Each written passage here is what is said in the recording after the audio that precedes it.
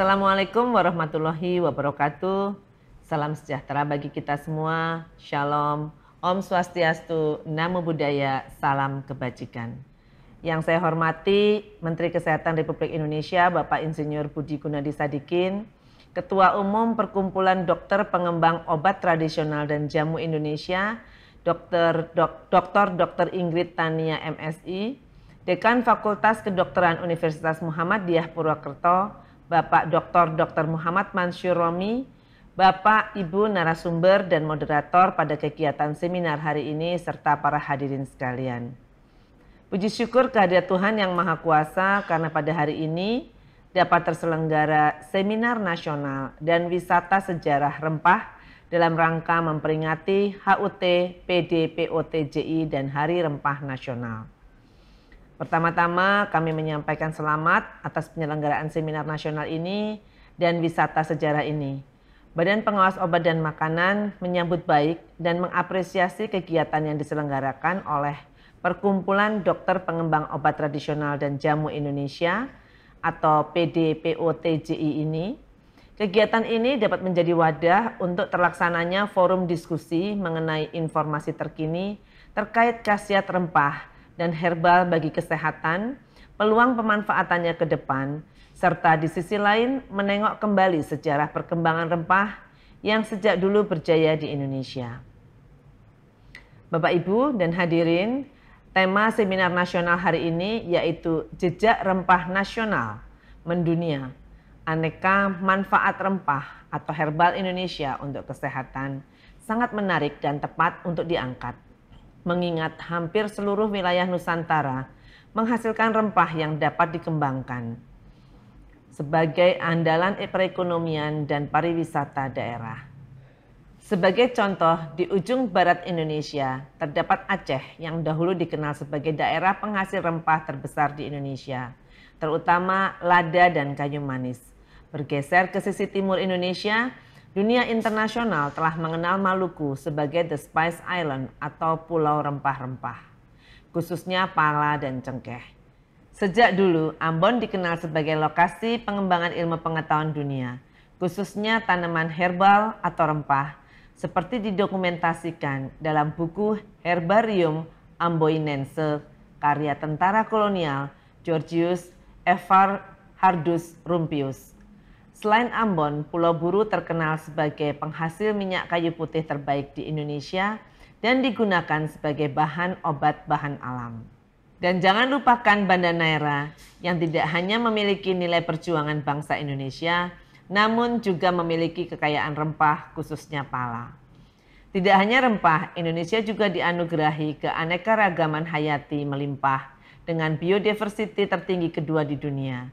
Di Indonesia tidak kurang dari 2.848 spesies tumbuhan, obat, dan 32.014 ramuan obat tradisional sudah teridentifikasi. Masyarakat Indonesia telah menggunakan ramuan obat bahan alam, khususnya obat herbal, secara turun-menurun dalam pengobatan tradisional. Hadirin yang saya hormati, peluang untuk memanfaatkan dan mengembangkan kekayaan hayati menjadi obat herbal berkualitas masih terbuka luas.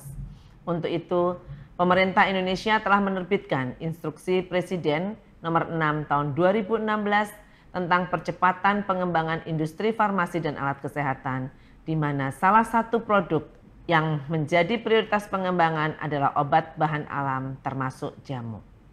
Komitmen kuat pemerintah Indonesia pada pengembangan dan pemanfaatan jamu juga tercermin dalam Undang-Undang Nomor 17 Tahun 2023 tentang Kesehatan. Salah satu substansi penting yang diatur dalam undang-undang tersebut yaitu terminologi obat bahan alam menggantikan terminologi obat tradisional untuk mengkategorikan produk mengandung bahan berkhasiat dari bahan alam. Terminologi ini memberikan peluang lebih luas untuk pemanfaatan obat bahan alam termasuk jamu pada pelayanan kesehatan formal. Baru-baru ini pemerintah Indonesia juga telah menerbitkan Peraturan Presiden Nomor 54 Tahun 2023 tentang pengembangan dan pemanfaatan jamu. Perpres ini menjadi pedoman bagi kementerian dan lembaga pemerintah daerah dan pemangku kepentingan dalam pengembangan dan pemanfaatan jamu. Sebagaimana Perpres tersebut, Indonesia telah memiliki peta jalan pengembangan dan pemanfaatan jamu melibatkan berbagai pemangku kepentingan dari hulu hingga hilir. Sesuai dengan peta jalan tersebut, pengembangan jamu dilaksanakan melalui 7 strategi, yaitu penguatan sistem produksi, penguatan pasar, peningkatan pengetahuan tradisional masyarakat dan kompetensi SDM, pengembangan sistem informasi jamu terpadu, penguatan ilmu pengetahuan dan teknologi, pelestarian dan pelindungan sumber daya bahan baku, dan penguatan kelembagaan, regulasi, dan infrastruktur. Sementara itu, pemanfaatan jamu diarahkan melalui 2 strategi, yaitu penguatan pemanfaatan jamu untuk kesehatan atau sinergi dan integrasi jamu dalam sistem kesehatan nasional, dan penguatan pemanfaatan jamu untuk non-kesehatan atau industri pariwisata, ekonomi kreatif, sosial budaya, keagamaan, dan lainnya. Bapak, Ibu, dan hadirin sekalian, dengan dukungan kebijakan dan regulasi tersebut, bahan herbal termasuk rempah sangat berpotensi untuk dikembangkan menjadi jamu, bahkan hingga obat herbal terstandar dan fitofarmaka. Obat herbal terstandar dan fitofarmaka dapat menjadi produk bernilai tambah dibandingkan jamu dan dapat dimanfaatkan dalam pelayanan kesehatan formal. Hingga saat ini, Badan POM telah menerbitkan nomor izin edar untuk lebih dari 17.000 jamu, 79 produk OHT, dan 22 produk fitofarmaka. Berbagai kegiatan strategis juga telah dilaksanakan Badan POM sebagai dukungan pengembangan obat bahan alam di Indonesia. Pada tahun 2021, Badan POM menginisiasi kegiatan penggalian informasi atau jejak empiris kreatif kearifan lokal dalam rangka pelestarian jamu Nusantara dan pengembangan menjadi OHT dan fitofarmaka berdaya saing dengan penerapan ilmu pengetahuan dan teknologi. Pada tahun ini, Badan POM telah melaksanakan kegiatan untuk mendorong pengembangan dan pemanfaatan rempah lokal menjadi produk berkualitas, termasuk obat bahan alam. Di antaranya melalui gerakan membangun kejayaan baru jalur rempah Indonesia, serta kegiatan membangun kemandirian nasional obat bahan alam melalui dukungan pasokan bahan baku yang aman dan bermutu guna mendorong ketersediaan bahan baku obat bahan alam yang memenuhi standar sesuai kebutuhan UMKM. Bapak, Ibu, dan hadirin sekalian, kita patut berbangga karena pada tanggal 6 Desember 2023, budaya sehat jamu atau jamu wellness culture telah secara resmi dimasukkan dalam representative list of the intangible culture heritage of humanity UNESCO. Budaya sehat jamu kini resmi menjadi warisan budaya tak benda di Indonesia yang ke-13 yang diinskripsi ke dalam daftar warisan budaya tak benda UNESCO. Selama ini jamu telah memiliki nilai historis serta menjadi kekayaan budaya dan alam Indonesia, sekaligus juga menjadi penggerak ekonomi lokal. Bahkan beberapa produk jamu telah meraih popularitas di pasar global.